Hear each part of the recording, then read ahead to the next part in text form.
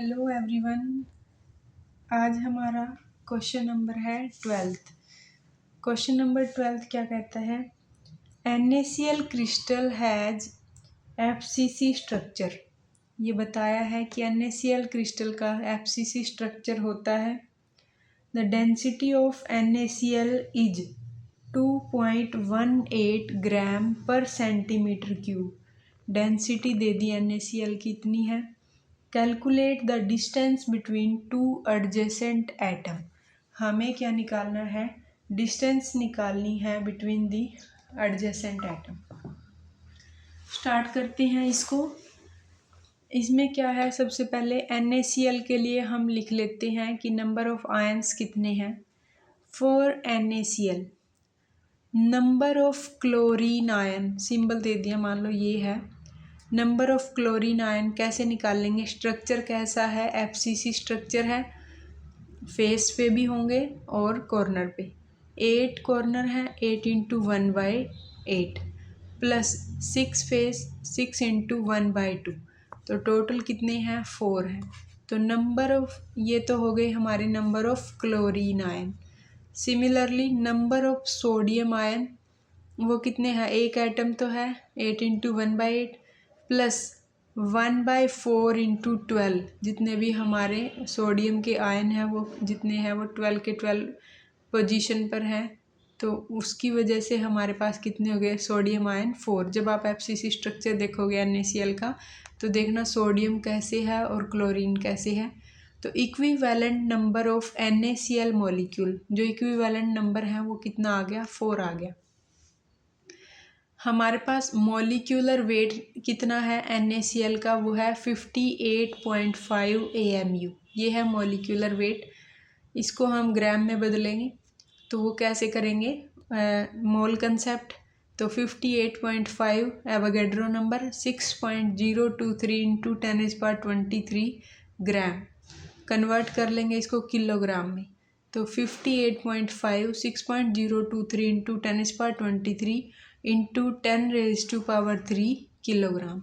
ऐसा यूनिट में कन्वर्ट कर लिया, ये हो गया kilogram. Mass of NaCl cubic lattice, जो M है, मास कितना हो गया? Number of equivalent number of NaCl 4 थे और ये हमारे पास आ गए मॉलिक्यूलर वेट।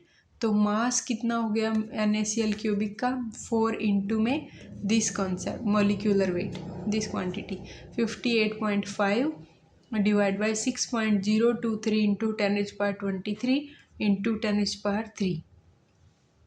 डेंसिटी कितनी दे रखी है NaCl की? 2.18 दे रखी थी, वो थी ग्राम पर सेंटीमीटर क्यूब में। जब हम ग्राम पर सेंटीमीटर क्यूब को किलोग्राम पर मीटर क्यूब में कन्वर्ट करेंगे तो यहाँ पर आ जाएगा 10⁻3। If space between nearest neighbouring ion, एक आयन और दूसरे आयन के बीच में अगर स्पेसिंग कितनी है? हमारे पास R0 है। Then volume of cubic lattice, तो उस क्यूबिक लैटिस का वॉल्यूम कितना होगा? तो वो जो है 2R0 का क्यूब होगा। स्पेसिंग जो गैप है उनके बीच का 2R0 का क्यूब होगा। डेंसिटी कैसे लिखते हैं? मास बाय वॉल्यूम से। डेंसिटी दे रखी है 2.18 इंटू 10⁻3 है भाई यहाँ पे, is equal to mass 4 into 58.5 by 6.023 10⁻23 into 10⁻3 divide by volume, जो कितना है 2R0 का क्यूब। एडजेसेंट एटम के बीच की स्पेसिंग है ये। 8R0 cube is equal to 4 into 58.5 by 6.023 10⁻23 into 10⁻3 और ये है डेंसिटी 2.18 इंटू 10⁻3 आएगा यहाँ पे। R0 का क्यूब 8 नीचे आ गया, 4 इंटू 58.5 6.023 10⁻23 10⁻3 1/2.18 इंटू 10⁻3 इंटू में आ गया 1/8। तो R0 का cube equal to 4 into 58.5 6.023 into 2.18 into में है 8। ये क्वांटिटी ऊपर गई 10⁻⁻23 ये क्वांटिटी ऊपर गई 10⁻³ और ये वाली क्वांटिटी ऊपर गई 10⁻³ r0³ 2.228 इंटू 10⁻29। r0 की वैल्यू कितनी आ गई, क्यूब था तो 1/3 यानी कि रूट क्यूब ले लिया इसका, तो आ गया 2.228 इंटू 10⁻29। r0 की वैल्यू सोल्व करने से आ गई 2.814 इंटू 10⁻10 मीटर।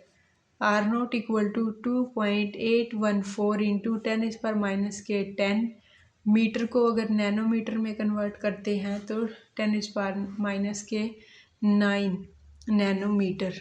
10⁻9 एक मीटर में एक नैनोमीटर में कितने मीटर होते हैं, 10⁻9। तो यहाँ हम मीटर की जगह लिखेंगे तो 10⁻9 नैनोमीटर।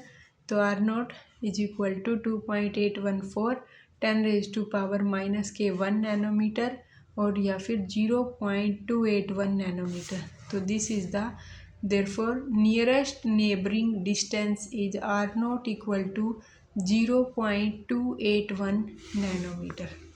यही क्वेश्चन था हमारा।